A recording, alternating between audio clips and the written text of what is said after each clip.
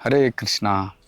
आपण प्रत्येकानं सँडविच खाल्लंच असेल. सँडविचमध्ये पाहिलं गेलं तर वरचा आणि खालचा लेयर असतो तो ब्रेडचा असतो आणि आतमध्ये जे स्टफिंग असते त्यानुसार त्या ब्रेडचं त्या सँडविचचं नाव ठरलं जातं. शेजवान सँडविच, मॅयोनीज सँडविच किंवा चीज सँडविच, पनीर सँडविच.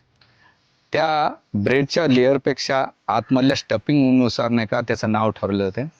त्याच प्रकारे भगवद्गीता ही एक सँडविच प्रमाणे. भगवद्गीतेमध्ये 700 श्लोक, 18 अध्याय आहेत आणि हा 18 अध्याय 6 भागामध्ये डिवाइड केलेले आहेत.